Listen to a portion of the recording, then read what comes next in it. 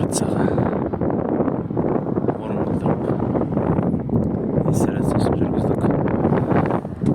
Толық нормально. Бірінші кондиционеріміз, мынау екінші кондиционер.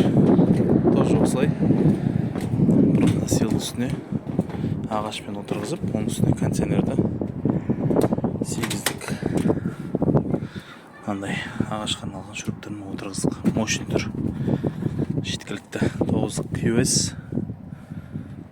QS 2 кондиционер заказ беріп еді клиентіміз, қондырып бердік. Мүмкін кондиционерлер керек болса хабарласыңдар,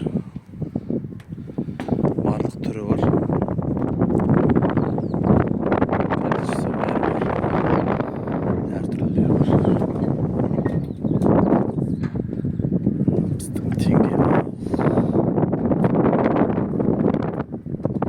Внутренний блоктар осындай. Өзіңіз жаңа көргендей крышаға құрдық қой, сыртқысын. Сосын су ағатын трубкасын біздер ішіне қалдырдық.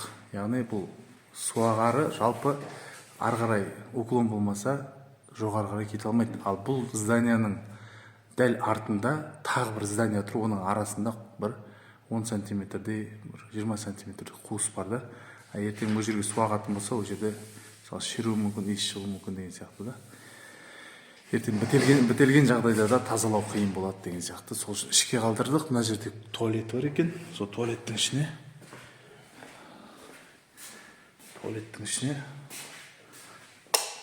осындай туалет бар екен. Соған бірдеңе ойластырып канализация кететін қылып істейтін болып жатыр.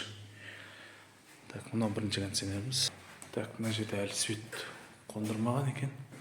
Екінші кондиционер бетіне пакетке кесіп қойдық. Жалпы естеріңде болсын, кондиционер ремонттың кезінде қондырсаңдар, беттеріне пакеттерді орап, пока жасатпаңыздар. Себебі үстінде фильтр болады. Фильтрдің үстінен ішінде болатын шаңның бәрі сол үстіне қонады, былай айтқанда.